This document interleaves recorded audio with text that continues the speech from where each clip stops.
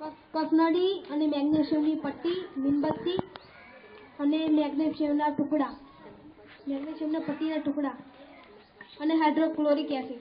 પહેલા કસનળી લઈ તેને ટેસ્ટ ટ્યુબ હોલ્ડર વડે પકડો, તેને ફિટ કરી તેનામાં થોડા મેગ્નેશિયમના ટુકડા નાખો.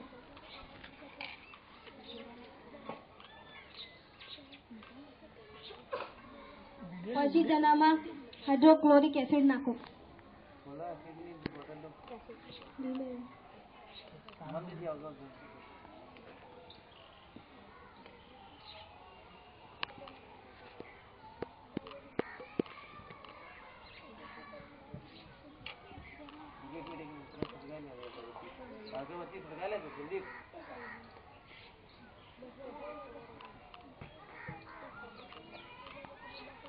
તો તમે જોશો કે ઉભરા સાથે બહાર આવશે. બરાબર છે.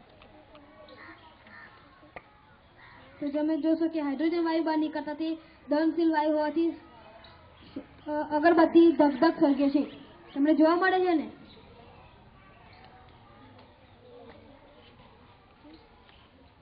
ફરી હળગાવો છો.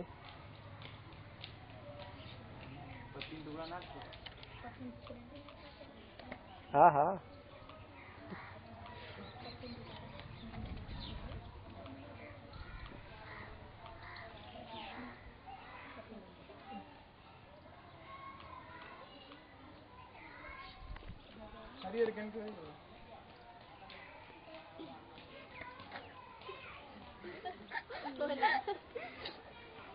તો તમે જોશો કે અગરબત્તી ધગધગ સળગે છે.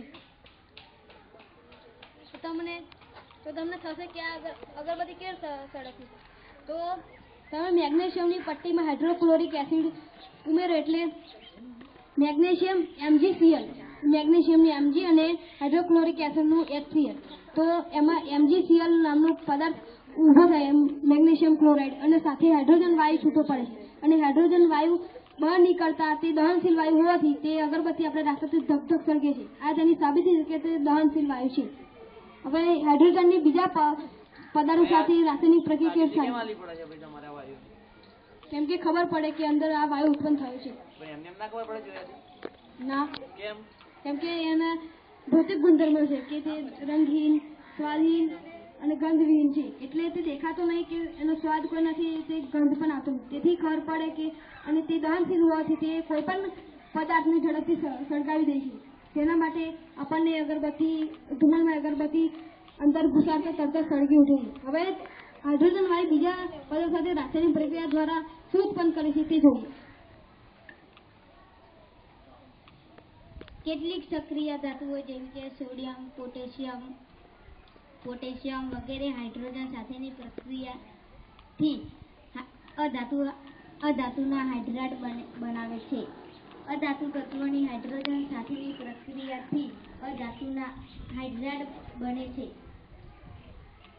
હવે તેનો ઉપયોગો જાણીશું.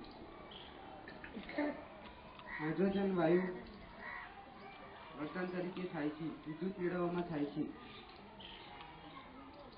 બલૂનમાં વપરાય છે, કૃત્રિમ ધુમાડાઓ કે તો તમે જોયો કે હાઇડ્રોજન વાયુના ઉપયોગો તમે પણ જાણ્યા. હાઇડ્રોજન વાયુ વિદ્યુત મેળવવા અને બળતણ તરીકે ઉપયોગ થાય છે. અને જે પેલા બલૂન આવે છે ને ફુગ્ગા ગેસમાં છૂટવા ડાયરેક્ટ ઉપર જતા રહે છે, એ હાઇડ્રોજન વાયુ હવા કરતા હલકો હોવાથી તે ઉપર જતો રહે છે. એટલા માટે તેમાં વપરાય છે. તે જેના માટે હાઇડ્રોજન વાયુ હલકો છે.